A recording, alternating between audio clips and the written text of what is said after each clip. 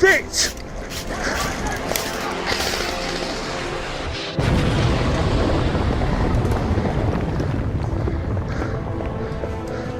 Surrender!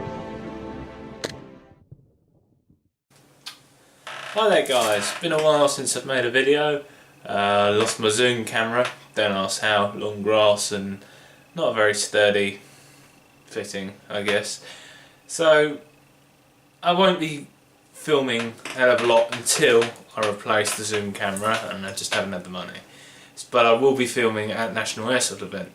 Now the video today, I'm just going to run down of my gear. So I did a gear video already, but I've changed things since then, and this is what I've put in for National Airsoft event. So I'm going to get right into it. Okay, in this video I'm just going to show you some of the guns that I'm going to be taking with me.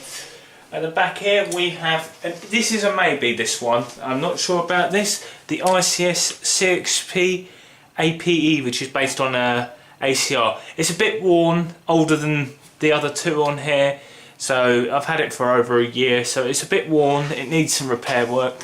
I've changed the flash hider with the G&G that I have, which I'll show later, so I can put the suppressor on it. But it's been a very reliable gun. I've had hit and miss issues with it, you know, some of them weren't massive issues, some of them were. Here we have the Airsoft Amoeba KM15. It's the DE, so that's just basically the colour. So this is my DMR running at 420 FPS. I will be probably using this the most.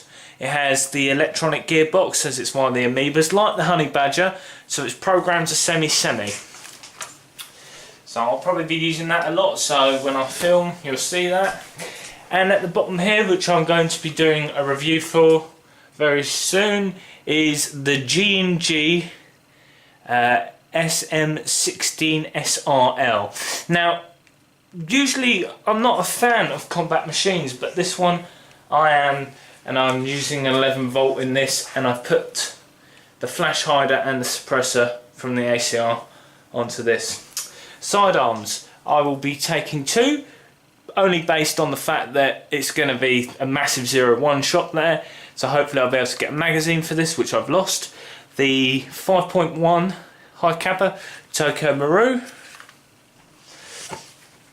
and my P216, I believe it is, or 226, sorry, P226 FWE. So this will probably be the one I'm using mainly at the moment. Is my sidearm for choice with the DMR. So I'm going to move on to my gear next, which there's been a lot of changes to. Okay, I'm just going to give you a rundown of my chest rig. It is all 8 fields on here. There is no fancy name for the chest rig like some of them. You get like the Warrior ones and things like that, but it's just a cheap chest rig that didn't come with anything. I've shoved a triple open top magazine pouch here, so it's got the combo, so it's also got pistol pouches on here. These are D-Boys high cap magazines. They're about 450 rounds, and there's the WE P226 mag.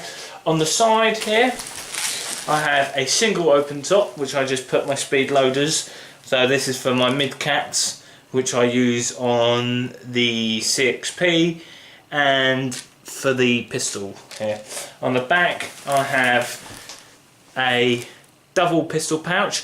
It doesn't really get used, to be honest. The main reason I have a pouch either side there is to keep the chest rig as small as possible, because this bit keeps coming loose with nothing on there, because it's a pain in the arse to adjust it at the back. There's a wire system and it just didn't quite fit me.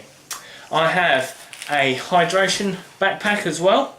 It has 2.5 litres in it at the moment. I'm sure it can hold 3, but if it gets to the point where it gets too heavy, I have this side, I have a radio pouch which I use generally for smoke grenades. In the moment I have these CO2 grenades in here, which are pretty handy, because at National Airsoft event you cannot use pyros. As many people who know who go to it, they do not like anything that burns.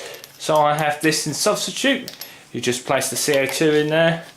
The problem with these is they take a long time to go off though, because it takes a long time for the pressure to build before the capsule breaks. So they're not great. On the side I have a multi-purpose pouch which I can carry BBs or a phone in it, things like that, you know, just protecting small things. You know, you can't put tubs of BBs or anything like that in it. And that's the rundown of that. And next we'll move on to the patrol belt I have. Okay, so here we have a 8 fields patrol belt with suspenders just to keep it up. Because you know, I know people use mobile belts without them. They don't fall down, but anything that has a belt for me generally falls down, and it is very annoying. So to start off, we have a universal pistol holster for any sidearm. I decided to go for it to switch from my drop leg because it kept pulling my trousers down, so I wanted something, you know, that wouldn't have so much weight that could go on to something. It was on the chest rig originally, but it was slightly annoying to get to it, so I decided to push it down a bit. On the back we have a large utility to carry either loads of mid caps, BBs and gas, which is currently because I use high caps because I'm too lazy to fill up mid caps all the time. And we have the MFH, I believe. Yeah, that's right. Dump pouch, nothing special, just to put magazines in, plenty of room because I only use high caps and I don't bother filling them up until the next game. So now we're going to move on to my eye protection and gloves. So here's a quick rundown of the eye protection, gloves and headwear that I will be wearing. Here I have a helmet with a ex-military German Flecktarn cover on it. I can't remember what the helmet is. It is the oldest piece of gear that I have not shifted. That I've actually, believe it or not, I had it since when I started playing Airsoft. Obviously it has the GoPro mount there. And I have a Miltech baseball cap. Now the reason for having two different bits of headwear is depending on how hot it is. Obviously relying also on what eye pro I'm using. So this is I believe it's called Edge Tactical, something like that. Something that I haven't really heard of, got it off of Taiwan Gun. You know, I haven't used these yet, but hopefully they won't fog up because I had some X-Wiley proper beefy goggles to use with these, but the vents in them weren't good enough and they just kept steaming up all year round. I was using anti-fog and I just stopped using them. But in case they fog up, I'm taking my new Pro mesh goggles. You know, the reason I want to move away from mesh is to open up my peripheral vision a bit more, things like that, and just have a clearer view. It makes it much easier to spot things when you're not looking through these tiny little holes. I mean, it doesn't change it, but it makes everything darker, especially when you're playing night games and things like that. So we have some Wiley X gloves. These are pretty old now, you know. Disappointing they're getting holes in them, which they shouldn't considering how expensive they are, but they've been really good pair of gloves. The leather is great. I don't plan to switch out from using anything like that anytime soon. But that pretty much sums up all the gear I have. I have obviously more. I have things like ghillie suits.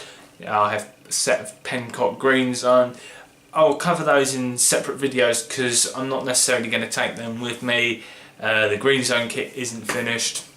Anyway, I have a review video coming up for the G&G gun that you saw at the beginning of this video, and later on, probably a little bit after National Airsoft event, when I get myself another zoom camera and, you know, fit it together. I'll be doing one for the DMR that I have, the Aeris Amoeba.